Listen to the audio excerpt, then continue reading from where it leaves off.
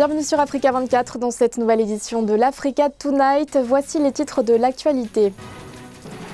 Le dépôt des candidatures des membres du CDP, le Congrès pour la démocratie et le progrès se poursuit au Burkina Faso.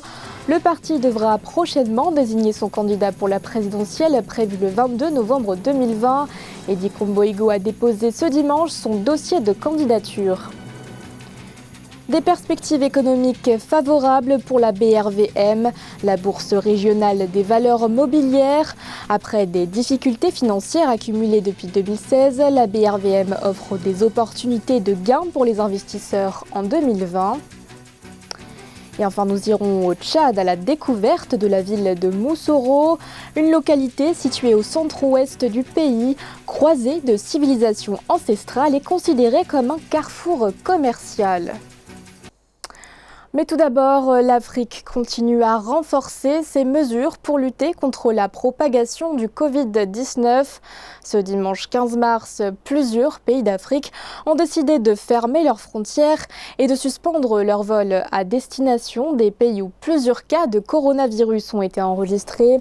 En Afrique du Sud notamment, le président Cyril Ramaphosa a déclaré l'état de catastrophe nationale. Le chef de l'exécutif a annoncé l'interdiction des voyages à destination et en provenance de pays comme l'Italie, l'Allemagne, la Chine et les États-Unis. Le gouvernement algérien a lui aussi annoncé une suspension temporaire de ses liaisons maritimes et aériennes avec la France. Au Kenya, les mesures sont également drastiques. Le président Uhuru Kenyatta a annoncé une suspension de tous les déplacements en provenance de pays où au moins un cas de contamination au coronavirus a été confirmé. Décision suivie par le Maroc qui a aussi suspendu tous ses vols internationaux.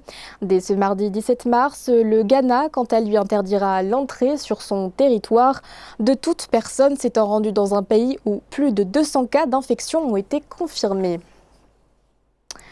Au Burkina Faso, les membres du CDP, le Congrès pour la démocratie et le progrès, ont jusqu'au 18 mars pour déposer leur candidature.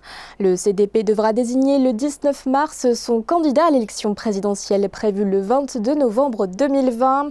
Ce dimanche, c'était au tour de Edi Komboigo de déposer son dossier de candidature. Au cœur de ses préoccupations, la résolution de la crise humanitaire et économique. Un reportage de notre correspondant Jean-Paul Ouedraogo.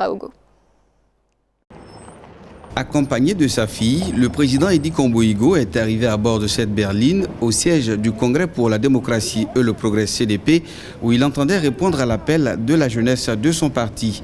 Avec succès, il a déposé son dossier de candidature pour la présidentielle de 2020. Tout sourire, il a déclaré à sa sortie toute sa motivation à conduire son parti à la victoire des présidentielles et législatives prochaines. Notre pays se trouve dans une situation catastrophique au plan sécuritaire, humanitaire et économique. Pire, le spectre d'une grave crise intercommunautaire se profile à l'horizon avec les récents massacres dans le nord.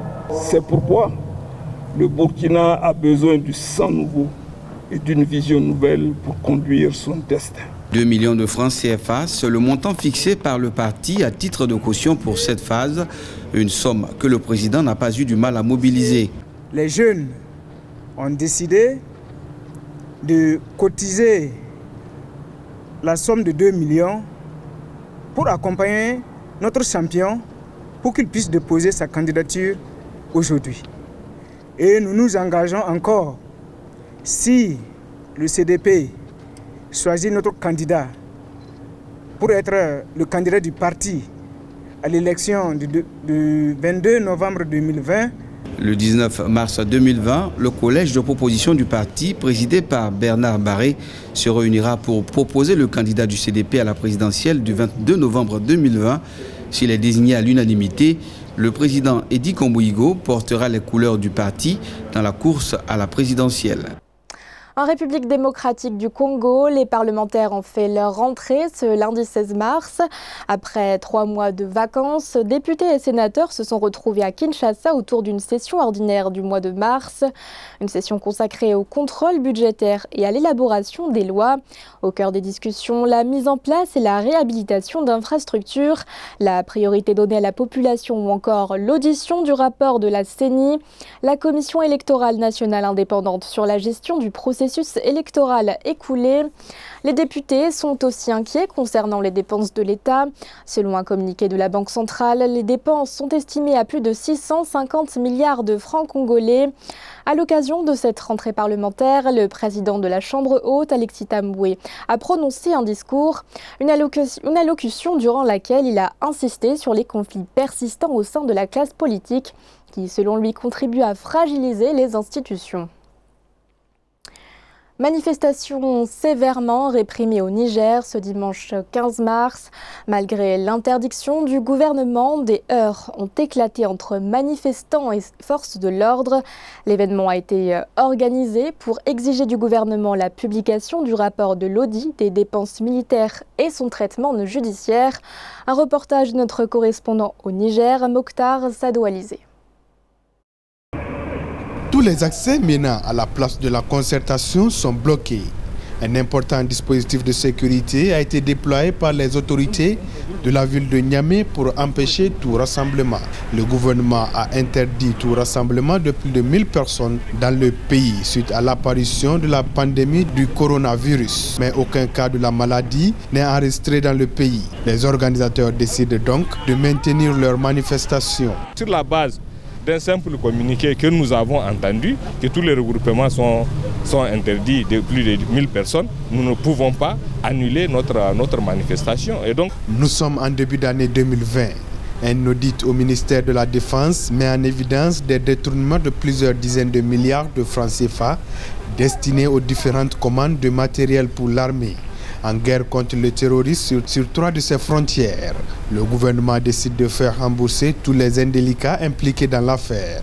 Ce que rejettent les manifestants qui exigent que toute personne concernée dans l'audit du ministère de la Défense nationale puisse rendre compte devant la justice. Nous avons déposé une déclaration de manif en bonne et due forme et nous n'avons pas reçu une notification d'interdiction de cette manifestation. C'est pour ça que les gens sont sortis effectivement massivement et voilà, on a trouvé des camarades sur place, on les a ramassés, on vient de les prendre pour les amener je sais où, mais quand même nous resterons vigilants, c'est la résistance qui vient de commencer. En fin de matinée, la manifestation dégénère autour du grand marché de Niamey où une partie de ce centre commercial prend feu.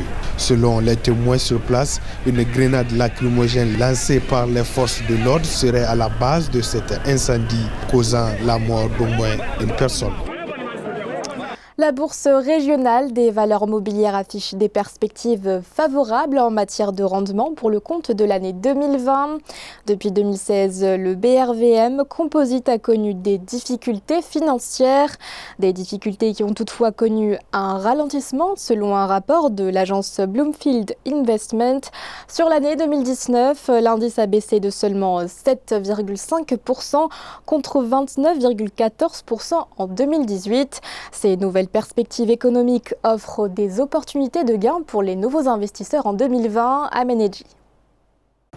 Les corrections semblent de plus en plus perceptibles au niveau de la Bourse régionale des valeurs mobilières Afrique de l'Ouest. Connu comme étant l'indice boursier africain, le BRVM Composite connaît un ralentissement en matière de baisse de performance suite au rapport annuel boursier produit par l'agence Bloomfield Investment. À fin 2019, le bilan fait état d'un indice en baisse de 7,5% contre 29,14% au cours de l'année 2018 et 16,8% au thème de 2017. L'indice Composite qui regroupe l'ensemble des sociétés cotées sur la BRVM a continué de plonger, sauf que elle a plongé à un rythme beaucoup plus lent. Et lorsqu'un marché a perdu 16% une année, 28% une autre année, il est logique qu'à un certain moment, des investisseurs estiment que le niveau des prix est suffisamment bas pour qu'ils puissent entrer sur le compartiment, notamment actions, et faire des investissements qui seront rentables. Début 2020, on observe un recul de 8,7% de la bourse. Par ailleurs, d'ici 2021, une projection de 8% est faite sur le taux moyen de croissance annuelle pour la masse des bénéfices générés par les sociétés cotées, ce qui pourrait accroître l'effectif des investisseurs. Il faut comprendre que plus le coût de l'action est moins cher, plus on a des chances de réaliser une marge importante. Et c'est pour ça que pour 2020, les perspectives pour les nouveaux investisseurs, pas les anciens, sont assez intéressantes. Malgré les contraintes rencontrées par certaines sociétés en accord avec la Bourse régionale des valeurs mobilières, ces dernières bénéficient au minimum d'un rendement de 10,13%, valeur au-dessus de celle des obligations émises par les États de la sous-région. Un récent rapport de la Commission économique des Nations Unies pour l'Afrique sur la zone de libre-échange continentale africaine met en avant des prévisions économiques positives. Les pays d'Afrique de l'Est pourraient tirer 1,8 milliard de dollars de gains socio-économiques grâce à la mise en place réussie de l'ASLECAF, un projet qui devrait être opérationnel d'ici juillet 2020. Les précisions de Victoria Sedji.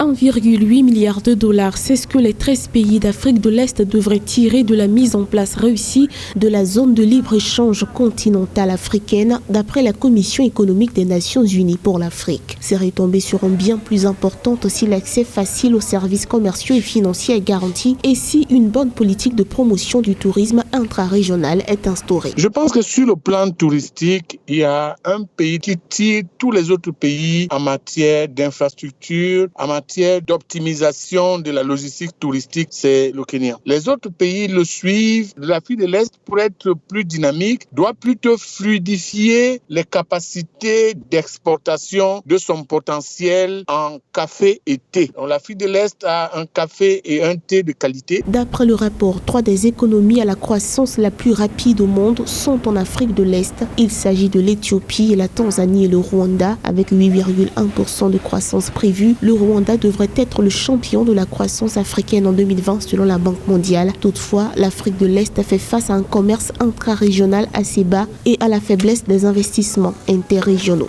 Non, le problème n'est pas d'avoir la croissance la plus rapide. Le problème est d'avoir l'économie la plus diversifiée et la plus puissante de la région. Le Kenya est quand même raisonnablement resté stable au bout des 10 dernières années en matière de compétitivité globale. L'Afrique de l'Est est encore malheureusement fortement dépendante des importations. Les exportations de produits manufacturés représentent par exemple moins de 10% des exportations totales pour la majorité des pays de la région. La valeur ajoutée manufacturière est faible, soit moins de 15% du PIB et moins de 5% dans des pays comme l'Éthiopie. Nous partons à présent au Tchad à la découverte de la ville de Moussoro, située au centre-ouest du pays. Avec une architecture atypique et ses cultures ancestrales, la ville présente un fort potentiel touristique et ce malgré les conséquences du réchauffement climatique. Moussoro, une ville aux croisées des civilisations ancestrales. Un reportage de notre correspondant au Tchad, Mahamat Ramadan et Nathalie Mou. Située sur le Nil de Bahr el Ghazal, la ville de Moussoro est l'une des rares cités du Tchad qui préserve encore ses cultures ancestrales. Elle est un carrefour où les commerçants arabes venus du Sahara, les agriculteurs et les éleveurs en provenance de la bande sahélienne viennent faire des affaires. C'est donc une ville cosmopolite et commerciale au passé glorieux qui a longtemps contribué au développement économique de la région. Quand vous traversez la ville, vous allez trouver un peu de la culture mixte. C'est-à-dire occidentale, africaine, arabe, et ainsi de suite. Donc c'est ça, cette hétérogénéité-là donne une image d'un petit îlot où tout le monde vit dedans. Le métissage de la population a fortement influencé les architectures atypiques de la ville. Très conservatrice des cultures ancestrales et connue comme de grands voyageurs cavaliers, les populations de Moussoro ont un sens élevé de l'hospitalité. Aujourd'hui, cette ville, à la croisée des civilisations, région a une potentialité touristique qui attend d'être exploitée. Nous avons un relief un peu particulier. Vous allez trouver des dunes, des dépressions et un paysage aussi particulier, c'est-à-dire que des arbres avec un steppe qui est aussi exceptionnel à voir, c'est-à-dire des vues aériennes tout de même que des vues terrestres.